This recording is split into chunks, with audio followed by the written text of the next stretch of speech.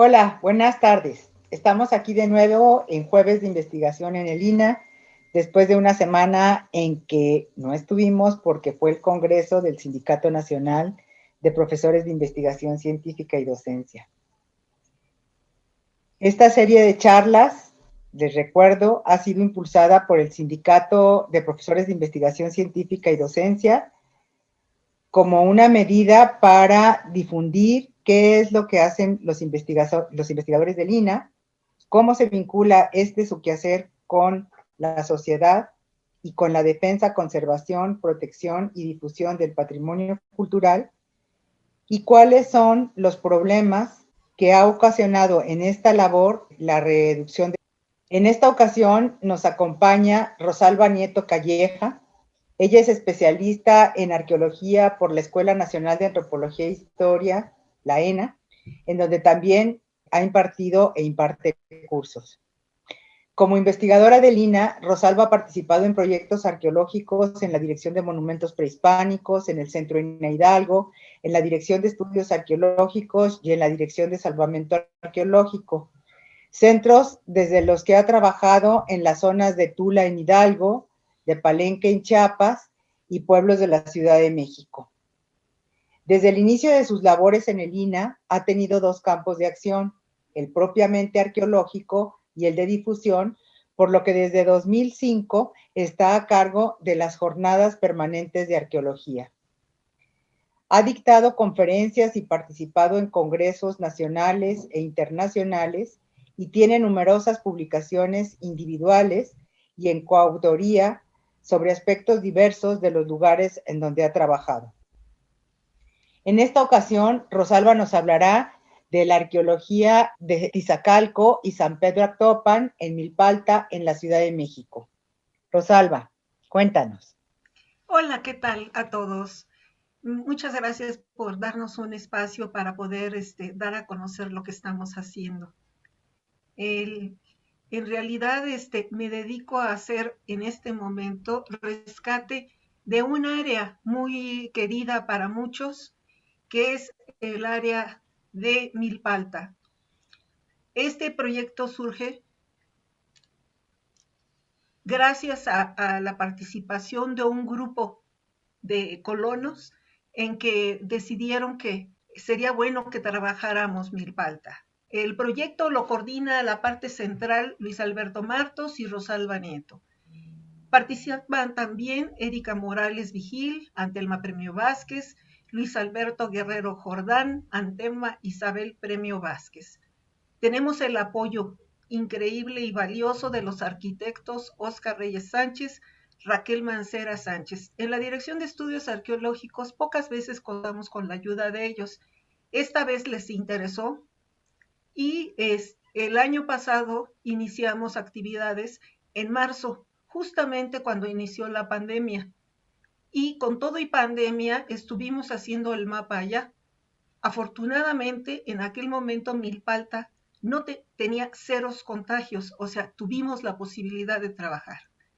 Milpalta se encuentra al sur de la Ciudad de México. Esta es la parte desde el sur de la Cuenca de México. En el circulado azul se encuentra Milpalta y el área que estuvimos trabajando. La elevación del Teutli, es uno de los grandes volcanes que están al sur de la Cuenca de México. San Pedro Actopan, que significa en náhuatl sobre tierra fértil, es uno de los asentamientos que están pues ya en las primeras elevaciones hacia el Chichinautzin, que es una cadena montañosa. Para 1990, toda la alcaldía de Milpalta, entonces delegación, tenía una población muy pequeña y el avance de la Ciudad de México ha hecho que crezca en población y en necesidades. Actualmente, su economía se basa en la agricultura del maíz, frijol, calabaza y sobre todo nopal. Pero desde la década de los 60, algunas familias comenzaron a dedicarse a la producción del mole y ahora son mejor conocidos los de Milpalta por su feria del mole. Esto atrajo a muchas otras familias de tal modo que hoy la principal ocupación, la producción y el comercio del mole es la fuente económica más importante. Incluso ha llamado a otros productores de mole, tanto de Puebla como de Oaxaca, a radicar en esa pequeña ciudad. El crecimiento del pueblo ha impactado sobre las antiguas terrazas de cultivo y demás estructuras arqueológicas que existen en el área, pues otras familias han abandonado estas tierras. En esta imagen vemos al fondo el volcán Teutli, que es una de las elevaciones aisladas que podemos observar incluso desde la Ciudad de México.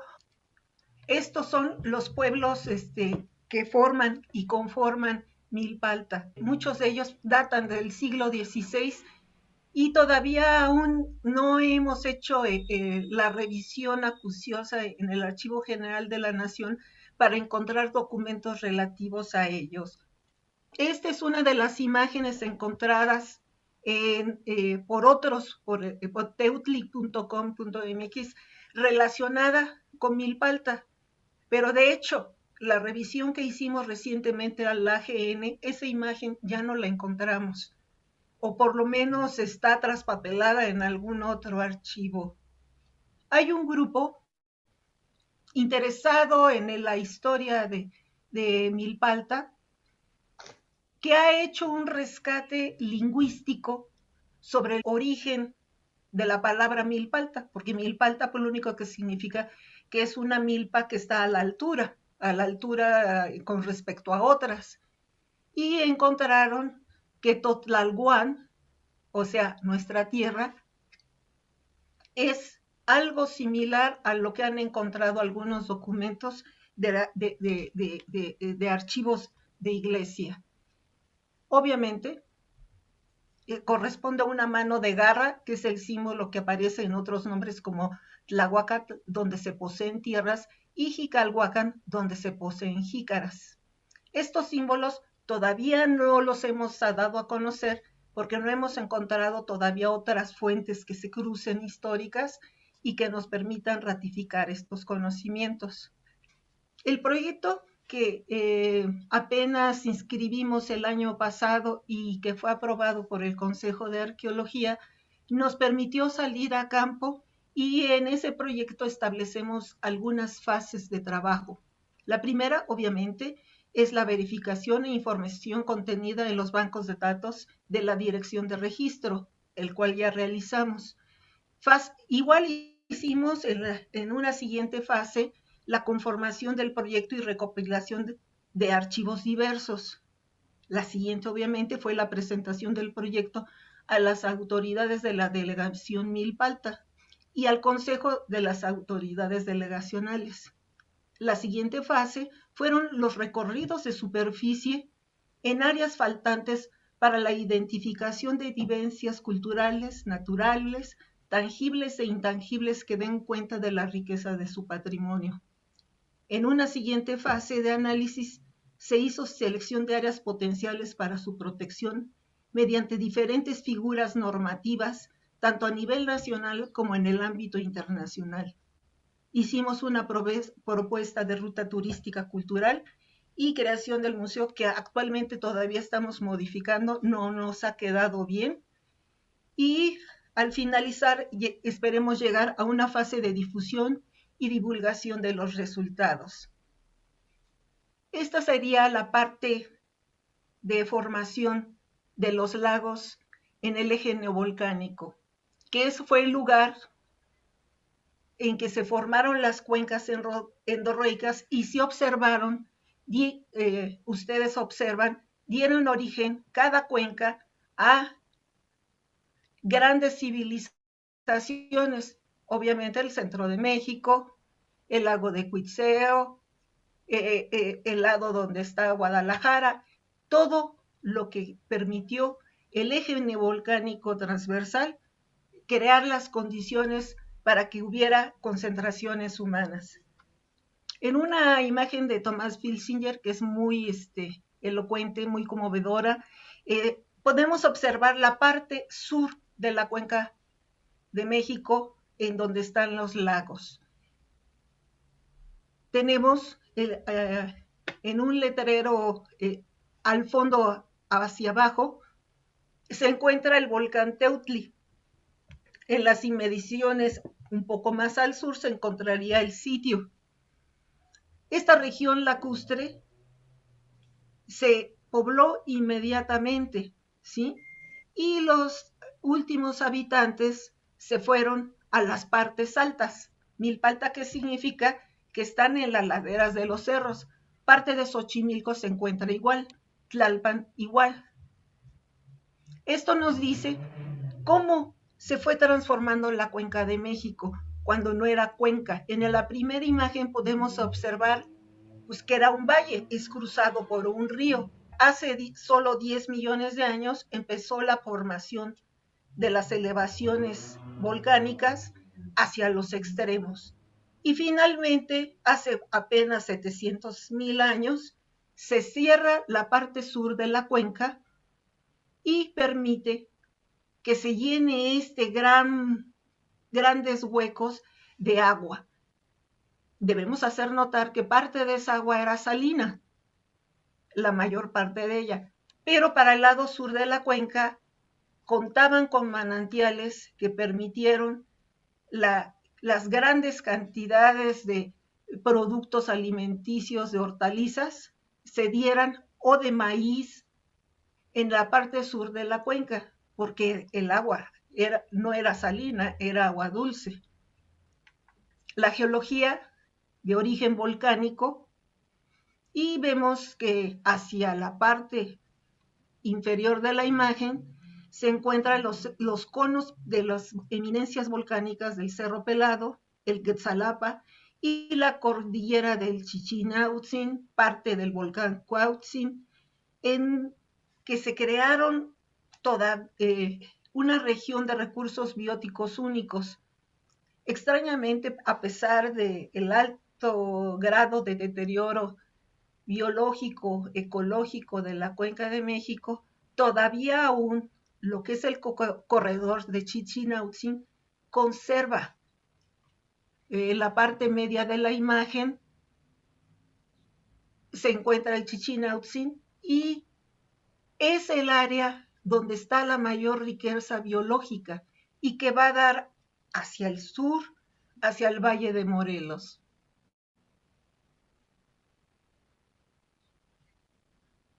Nuestra área de investigación, pues la debemos imaginar algo así, con los cuerpos de agua, ¿sí? La eminencia que estamos circulando es el volcán Teutli y en sus alrededores las poblaciones fueron llegando y fueron poblando y fueron adquiriendo nuevos conocimientos acerca de la tierra que estaban, y pese a que es un lugar pedregoso, alcanzaron niveles de producción agrícola. Este es un mapa de la jurisdicción de Xochimilco hacia el año de 1800, en la que se incluyen los pueblos de Milpalta, que es el área circulada. Hacia abajo de la imagen podemos observar que se encuentra Xochimilco en el área lacustre, pero es donde se ven los ríos, y que sería el extremo sureste de la zona lacustre de la Cuenca de México. Vamos a ver una secuencia de mapas que agradecemos a Arqueología Mexicana haya hecho esta concentración de datos. Podemos observar que para el periodo formativo, o mejor dicho, en el preclásico tardío, esos pequeños cuadros nos indican, y su nivel de crecimiento de estos pequeños cuadros nos indican la cantidad de población que existía para ese tiempo, ¿sí? Estamos hablando de muy poca población realmente.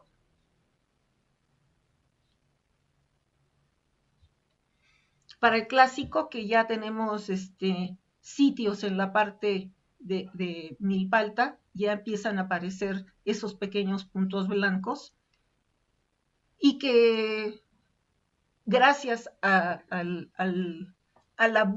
buen clima a la transformación del suelo que ya empieza en ese momento, porque son zonas agrestes llenas de piedras, y que empiezan a transformar su paisaje, empiezan a crecer las poblaciones. Para el resto de la cuenca, pues obviamente existen mejores suelos, y si podemos observar en la parte noreste, pues se encuentran los asentamientos de Teotihuacán y todo esto que está creciendo. En el epiclásico ya aparece Xochimilco ya como una provincia de gran peso, y con ella empiezan a crecer otras pequeñas ciudades en el sur de la Cuenca de México. Y obviamente para el posclásico hay un crecimiento demográfico importante, y que se ve que hay una serie de islotes que aún sigue trabajando salvamento arqueológico, y que a nosotros nos toca, pues bueno, crear proyectos a largo plazo en las áreas en que no tengan tanto problema de destrucción, aunque lo tenemos también en la parte sur de la cuenca. Este es el mapa de González Aparicio. En ellos nos indica dónde se encuentra ya en un acercamiento Milpalta y nuestra área de estudio. En la parte inferior central se encuentra el volcán Teutli, que va a ser la eminencia que no, en volumen que nos indica en dónde se encuentra el sitio que trabajamos. Igual, una imagen muy ilustrativa de arqueología mexicana en que se ven los recursos de explotación. En el caso de la parte sur, incluyendo Xochimilco, son materias primas, son todas las gramíneas, flores, todo lo que da la tierra, incluyendo piedras.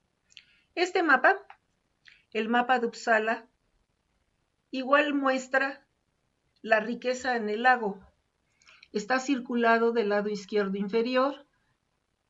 El área que sería en la parte central se encuentra Xochimilco, y en el extremo del círculo ya se encuentra Milpalta, ya registrado en el Uppsala. En los diversos recorridos de superficie que realizamos, encontramos que el paisaje estaba modificado a través de terrazas. ¿Qué es esto? Una serie de escalonamientos hacia las laderas de los cerros que permitían ganar terreno a las áreas de cultivo, tomando en consideración que ellos, para empezar, no tenían la cantidad de agua que Xochimilco, ni tampoco sus planicies. ¿Qué son las terrazas? Son construcciones hechas por el hombre, tanto por los habitantes de Xochimilco como de Milpalta, y se ubican en laderas pronunciadas con suelos delgados, siguiendo las curvas de la topografía. ¿Por qué las hicieron? Porque requirieron aumentar la superficie cultivable, que permitió acortar los periodos de descanso de la tierra, es decir, intensificar su uso, y a pesar de que son de temporal el cultivo, podían retener tanto suelo y humedad. Estas terrazas están relacionadas con el régimen de lluvia anual, en que la estación seca dura más de 5 meses. Entonces permite que retengan agua y que puedan cultivarse con esa agua acumulada. Colectan humedad pluvial desde los niveles superiores y permiten la circulación de agua hacia los inferiores. En las vertientes naturales, entre los cerros, se colecta el agua. Fue y es una forma de intensificar el uso de suelo. Es una actividad que aún a la fecha retiene el suelo aluvial y evita la erosión. Las terrazas fueron una obra pública. ¿Qué quiere decir esto? Que requirieron del trabajo comunitario, y que en muchas ocasiones fue trabajo de tributo o de pago a tributo, y que a lo mejor también fue por medio de las cuadrillas de barrio, de los pueblos o de alguna provincia, para modificar el relieve de las pendientes. Para construir las terrazas y para darles mantenimiento.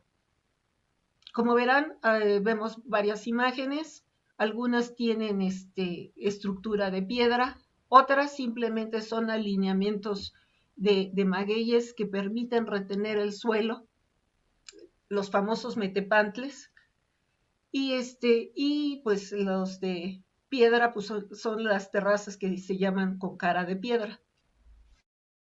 Las terrazas son y han sido el resultado de la nivelación de la pendiente natural del terreno, planificada y construida en el pasado prehispánico con fines agrícolas, que corresponde a una porción del terreno más o menos extensa, poco elevada y plana, producida por la sedimentación de los suelos situada a distintos niveles altitudinales, cuya función básica fue retener la humedad y erosión de los suelos. Actualmente, esta es área de Milpalta, algunos terrenos, como podemos observar, han sido abandonados, otros no, se siguen usando o permiten que descansen los suelos. Es un agrosistema, esto se ha manejado así. Es un recurso hídrico, el nombre normal que se le da es tenamitl, o en el caso de que tengan alineamientos de magueyes, metepantli, también se les dice teceras, y localmente han ido adquiriendo otro tipo de nombres. Pueden ser de valle, como la que se ve al fondo, al centro. Hacia la izquierda de la imagen están algunas abandonadas, pero aún podemos observar. Las dejan a veces descansar un año o dos. Mientras la pendiente es más pronunciada, las terrazas están más cercanas. En las partes donde las laderas son apenas elevaciones, las terrazas son más amplias. También existen aquellas que unen dos volúmenes de montañas y crean una vertiente y aprovechan la bajada de las lluvias para que se hidraten las terrazas y en los suelos y puedan obtener hasta 2 o 3 temporadas de cultivos al año.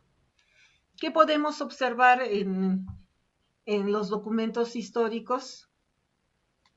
Pues podemos observar que utilizaban el huitzoctli o palo bastón planteador, que era una palanca de roble puntiaguda, según Molina. Era un palo afilado y endurecido al fuego. O bien, era un uctli o coa de hoja, que está representado en las imágenes a la derecha, y el tercero, un huitli axoquén, o coa o de mango zoomorfo. Hemos hecho una primera clasificación por las características de las terrazas en nuestro recorrido de superficie y le hemos dado ciertas categorías por sus dimensiones, como aparece en el listado del lado izquierdo, y es más que nada, pues, de acuerdo a la pendiente, a lo ancho o de lo que está construido el muro de retén de esas terrazas. El sistema de terrazas no es único en esta área, es una respuesta de las sociedades no industrializadas y que se encuentra en todo el mundo, no es característico de México, sino de todos lados, y en cada lugar han tomado características específicas. Las terrazas han sido una estrategia de aprovechamiento de las áreas aptas para la agricultura, y si no eran aptas, han modificado el relieve y han ganado espacios para cultivar. Han sido utilizadas desde hace aproximadamente 4,000 años en nuestro país. Se han encontrado este tipo de técnicas ingenieriles en todas las áreas aledañas a las ciudades del México antiguo. Y lo más interesante, que estas terrazas prehispánicas siguen siendo usadas en el presente. Este es un perfil para aquellos que les gusta un poco la edafología, todo eso que vemos que está marcando el metro de carpintero es lo que se ha ganado de suelo en una terraza, ¿sí? Y que nos permite y que les permite a los agricultores seguir ganando suelo, que se perdería en las lluvias, que se va en la inclinación de la pendiente. Sin querer o queriendo, nos heredaron zonas proclives a crear bosques, ¿sí? En los diversos recorridos que se han hecho, hicimos un pequeño censo florístico de lo que ha ido creciendo en esas terrazas y que no es que invadan, sino mientras no son utilizadas, eh, llegan por polinización y podemos ver el gordolobo, que es la primera imagen, el acahuatl, el chantlaco, el gatillo, obviamente el maguey, que es el metemetl, que es el metepantli, que la línea de magueyes sirve también para retener el perfil de la terraza, la jarilla, el palo loco, el pegarropa y para muchos que conocen el toloache se encuentran en estas terrazas. Y eso que no somos biólogos, pero nos permite ir identificando. Obviamente aretillo, muchas de estas plantas son comestibles, otras no. Musuki, obviamente los nopales que no ni letrero le puse. Tepiscocusa, que en náhuatl es tepezcucatl, el tepozán, el zoapatle. La intervención al paisaje hoy en día está generando la eliminación de las construcciones, estas terrazas, es decir, consideradas estructuras arqueológicas, y con ello se está también eliminando su conocimiento y estudio, además de su aprovechamiento actual. Los suelos que en ella existen fueron creados por el hombre y no están reportados en la Base Internacional de Suelos del Mundo de la FAO. Considérese a su vez que el suelo es un factor que determina la distribución de las comunidades vegetales en el sur, generalmente, y por lo que los suelos de las terrazas pueden ser potencialmente formadores de nuevas comunidades vegetales. Corresponden a un régimen pluvial, cuando no llueve demasiado o cuando es muy marcada la estación de lluvias. Es de suma importancia reconsiderar que estas áreas, como zonas exclusivas para el estudio de tipo arqueoastronómico, geológico, antropológico, ecológico, edafológico y de tipo de ingeniería del paisaje, entre otros. Es de suma importancia considerar la historia, ciencia y tecnología para el cuidado y la obtención de los resultados óptimos en el cuidado del ambiente. Igualmente es importante en la esfera política. Debe considerarse, y esto es de suma importancia, a la esfera científica, además de su trabajo comunitario, de las poblaciones en que todavía viven ahí o que hacen uso de ellas, para el cuidado de la diversidad biológica que se ha formado al paso de los años. No hacerlo hoy es hoy en día un verdadero crimen, dado que el avance de la mancha urbana se las está comiendo. Necesitamos representación de altos niveles de gobierno para que se explique la necesidad de insertar el conocimiento científico como vía para la superación de los problemas de este tipo alimentarios. Consideramos a corto plazo en el proyecto que hemos iniciado el reconocimiento de esta parte de la ciudad como un bastión de elementos ecológicos, edáficos, geológicos, antropológicos, arqueológicos e históricos de suma importancia. El reconocimiento de la importancia de la zona en particular en el surgimiento de dos sistemas agrícolas más prolíficos del mundo, chinampas y terrazas, y su estudio en cuanto a la sociología, arqueología, historia y edafología. La urgencia de estudios sobre flora, fauna y estudios sobre elementos abióticos del paisaje como el suelo, el agua y la dinámica geológica y geomorfológica de la zona también deberán ser estudiados.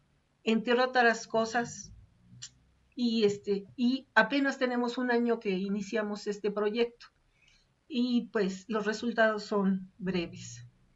Estas son imágenes, las primeras observaciones las realizamos en el año 2000 cuando la Dirección de Registro nos pidió sobre su listado de sitios arqueológicos que tenían, ir y verificar si todavía existían esos sitios, si ya habían sido tragados por la mancha urbana, si habían sido destruidos, si continuaban y de qué manera continuaban.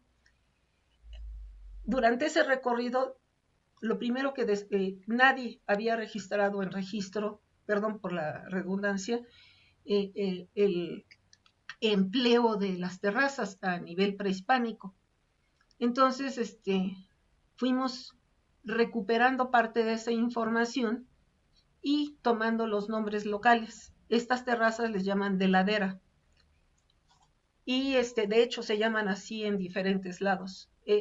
Esto corresponde a un lugar que se llama San Mateo Tlaltengo. Terrazas de ladera o metepantla. Obviamente las retienen los magueyes. Metl es maguey y son las líneas que van reteniendo el suelo. Estos son suelos ya viejos, ya no se notan tanto las terrazas, pero son terrazas finalmente. Estas terrazas están abandonadas, están en las laderas que cierran la cuenca de México del lado de Tlalpan, en San Mateo Tlaltenango. Podemos observar, apenas se insinúan las terrazas, están abandonadas y ya tienen años abandonadas, pero a pesar de que están abandonadas, siguen reteniendo suelo. Estas las llamamos laderas alternadas porque tienen alternadamente dimensiones, ¿sí?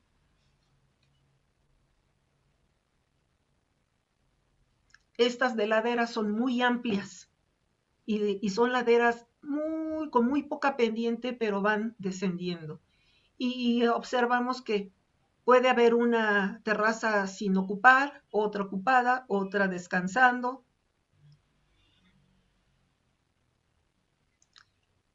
Y es la unión de dos elevaciones, las cuales están modificadas y van haciendo una serie de retenes para cuando llueve, retener el agua y cultivar ahí. Y es las que llamamos terrazas en barranca o teceras. Localmente les llaman teceras.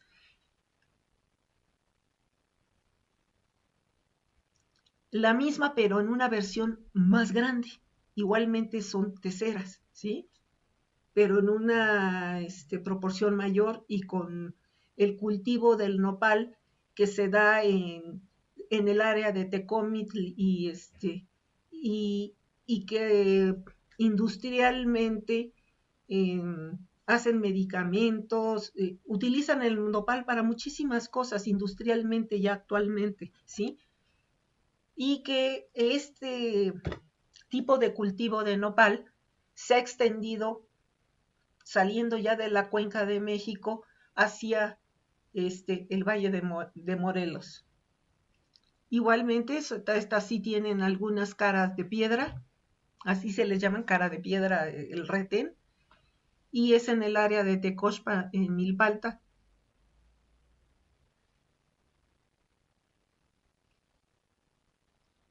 Estos ya devoradas por parte de la vegetación y abandonadas, pero ahí están, ¿sí? Y retienen suelo. Muy similar, estas están recién, los nopales sí ya tienen algunos años ahí cultivados, y están trabajándolo ahí. Si ven, están los campesinos trabajando y nos permitieron sacar las imágenes. Terrazas elevadas, sí, es como un gran cuadrete en una planicie relleno de tierra. Tomamos muestras de suelos para saber que habían cultivado, porque todos los que encontramos así no supimos exactamente ¿Qué eran? No son construcciones, ¿sí? Al centro nada más hay tierra.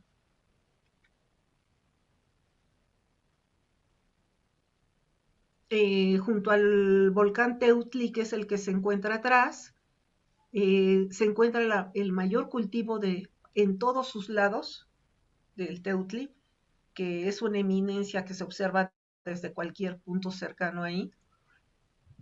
Existe la mayor cantidad de cultivo de nopal. Estas son construcciones que en algún momento vamos a tener que definir si son más antiguas que el periodo colonial. Todavía no es, no hemos, nuestro proyecto todavía está en su fase de recorrido de superficie. Existen caminos delimitados por piedras, todo el área está llena de rocas, entonces las quitan, pero las quitan de manera ordenada. Eh, eh, Hacia atrás se ve una gran masa de rocas que no, todavía en algún momento vamos a tener que excavar para saber qué es. Existen construcciones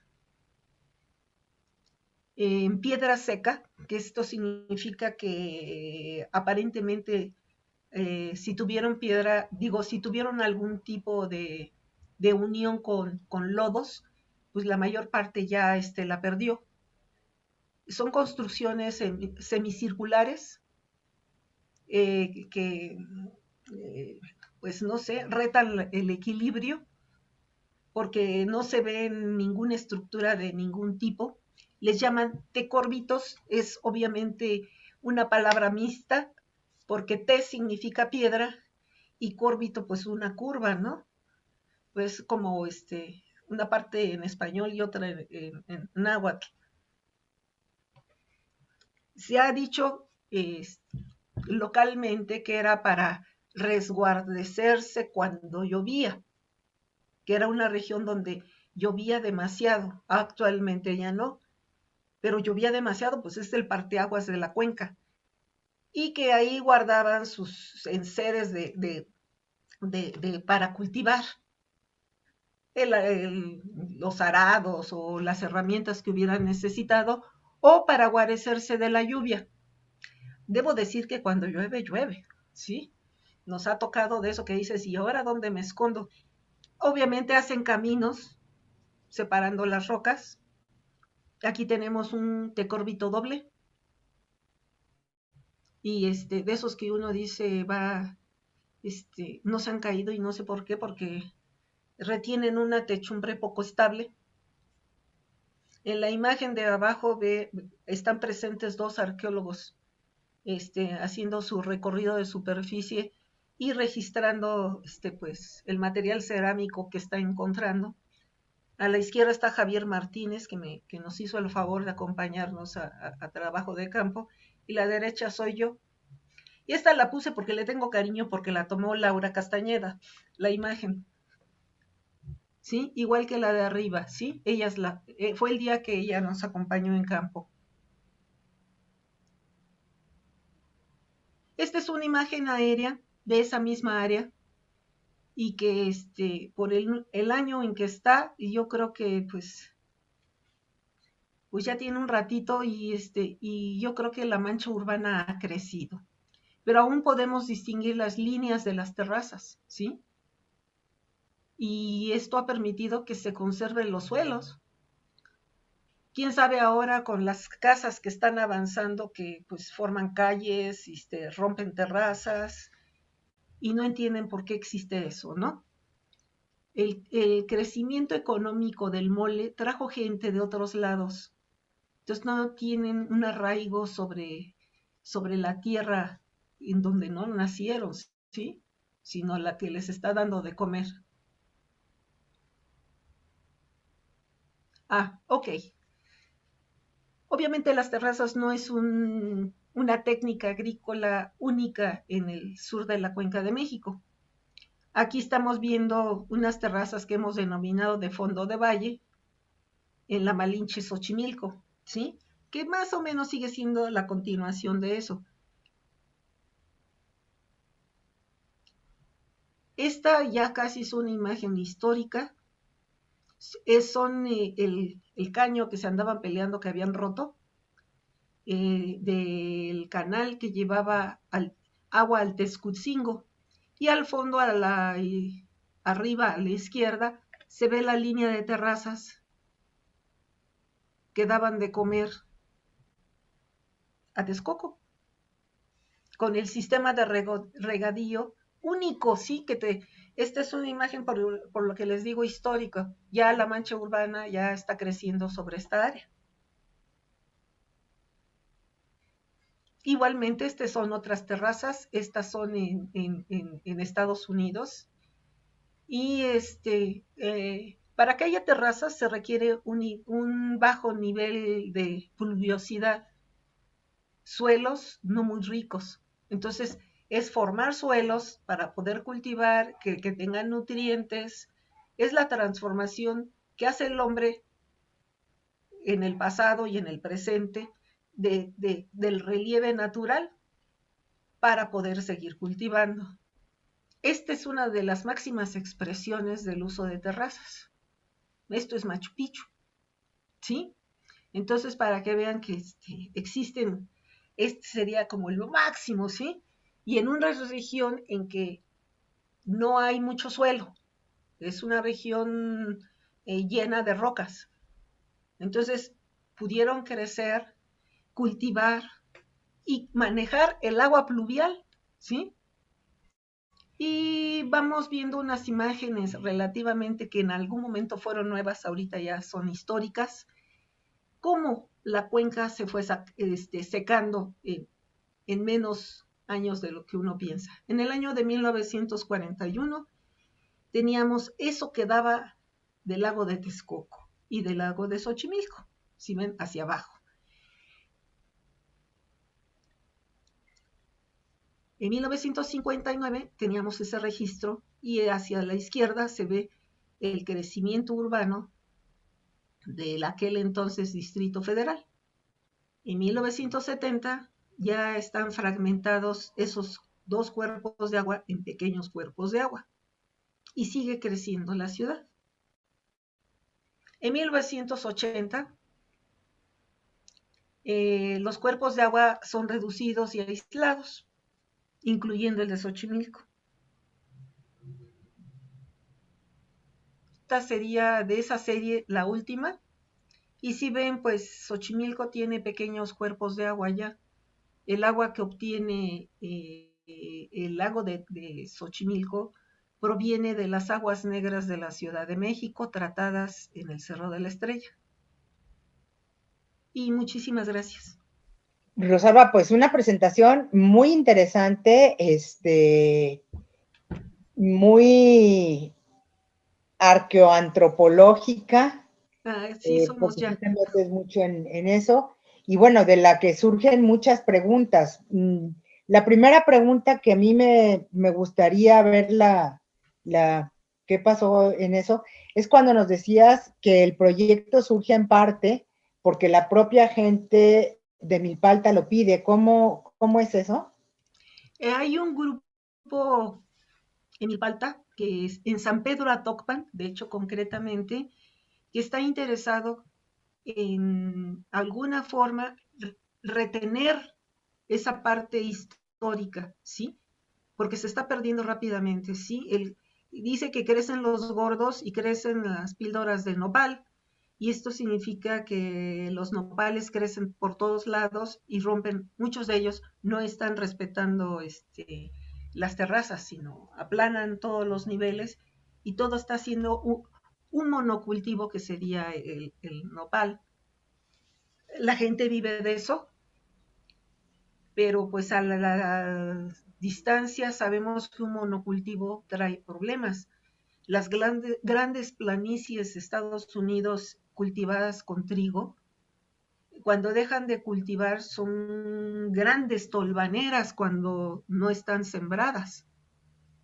Entonces, algo así esperamos en un futuro, que nuestro pequeño pulmón, que es el que alimenta el aire que respiramos, que es la parte sur de la Ciudad de México, pues quede sin una capa verde, ¿sí? Los nopales son muy ricos en muchas formas. La feria del nopal estuvieron a punto de abrirla el año pasado a la fuerza, pero no los dejaron, porque es además del nopal y del mole, ¿sí? Claro. Oye, Rosalba, Entonces, pero además, o sea, bueno, lo que nos estás mostrando es, sí, una serie de cuestiones en las que habría que poner atención desde la perspectiva misma de los pueblos originarios de ahí, pero también la invasión pues, de las inmobiliarias hacia allá, ¿no? Que quieren construir y expandir la mancha urbana. Y con ello me gustaría ver si nos puedes comentar qué significa esto para la conservación de esa cultura que está vivo ahí y que además viene desde muchísimo tiempo atrás. el crecimiento ha sido tal eh, que parte de la población oaxaqueña dedicada al mole ha ido a vivir ahí. Entonces, Y me no imagino podemos que también cerrar, hay pulque, ¿no? ajá, no podemos cerrar los ojos al fenómeno actual, ¿sí? Claro. ¿Sí? Entonces nos sobrepasa. Y aparte queremos conservar todas esas evidencias arquitectónicas que vieron, ¿sí? Los decórbitos, sí, las terrazas. Y frente a esto, ¿cuál es el respaldo que tienen a nivel institucional para realizar este proyecto? Si hay financiamiento, si hay personal, porque es una labor Afortunadamente, titánica, igual que muchas de las del instituto, pero pues bueno. no, recibimos a principios del año pasado, por enero, la aceptación del consejo. Se tardaron un año en revisar nuestro proyecto. Y hasta, pues hasta enero recibimos la propuesta de salir a campo. Y nos fuimos, iniciando la pandemia, en marzo, que llegó una cantidad muy chiquita de presupuesto para gasolina. Y nos fuimos, ¿sí? Somos un equipo de 6 personas, tres, no, dos de base y los demás a contrato, ¿sí? Muy entusiasmados todos estamos trabajando.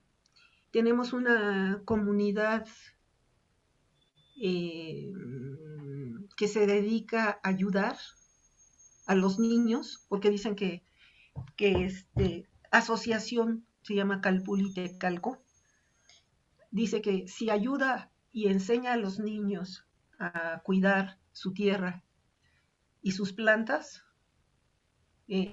no van a perder mucho. Entonces tienen un grupo y trabajan con niños. De hecho, el predio que estábamos trabajando fue detectado por ellos, que podíamos entrar sin que nos echaran balazos, ¿sí? Porque es área casi, todo eso ya casi no es ejido, sino propiedad privada. Propiedad privada en donde hay restos arqueológicos y culturales importantes Y no sabíamos que había ahí, ¿sí? Entonces nos dedicamos a mapear, entusiasmamos a los arquitectos de la Dirección de Estudios Arqueológicos, jalaron con nosotros al parejo las asoleadas, todo, todo. Y lo que obtuvimos fue que, por un lado, nos cuidaron mucho en campo. y este eh, año por- tienen dinero. Fue este año, no, ¿cuál? Espérate, no, el año pasado. No, claro que no. Supuestamente íbamos a salir a campo y no sé qué pasó con el presupuesto, es más. ¿Y con qué trabajan? Si nos pagan la gasolina, nosotros vamos. Es todo, ¿sí? El pago de la gasolina es lo único que pedimos. Ni el bloqueador solar que se requiere en cantidades industriales. Pero sí, sí, sí, estamos muy entusiasmados. Esperamos que esto acabe. Nos dijeron que era la pandemia la que no había permitido salir los presupuestos. Tenemos idea de que parte del dinero de arqueología fue movido para otro lado y no somos los únicos, ¿eh? Y es preocupante que se quiera acabar con eso si se sigue utilizando y si sigue siendo una forma, en todo caso, en estos momentos, por ejemplo, de pandemia, de frente a todas las cuestiones económicas que tanto se están diciendo, que se impida que la gente tenga, aproveche este tipo de cosas, sí, a lo mejor buscar la forma de diversificar los cultivos, pero pues es una forma de alguna manera de trabajar, de conseguir el alimento, de sobrevivir y además de una manera sana frente a esto que estamos viviendo. Yo creo que es algo que institucionalmente las autoridades deberían de echarle todas las ganas desde muy diferentes puntos de vista y creo que pues están más atentos a otras cosas. Rosalba, pues yo no sé si tú quieras agregar algo, a mí me parece sumamente importante e interesante lo que nos has planteado, me parece que hay muchísimas vertientes de por dónde darle y pues que tenemos que ponernos de nuevo en este campo, pues la camiseta para defender la cultura que ha creado nuestro pueblo. Bueno, pues no sé si quieras agregar algo, yo te agradezco mucho tu participación a nombre del comité y del sindicato en esta labor de difundir lo que hacemos y de difundir lo que protegemos y lo que queremos conservar. Yo soy María Gracia Castillo, detrás de cámaras está Daniel Ruiz Cancino, y bueno, todo esto como parte del proyecto del Sindicato Nacional de Profesores de Investigación Científica y Docencia para mostrar qué es lo que hacen los investigadores del INAH. Pues a seguirle dando y a seguir luchando por esto. Claro que sí. Un abrazo grande a todos. Gracias, hasta luego. Hasta luego.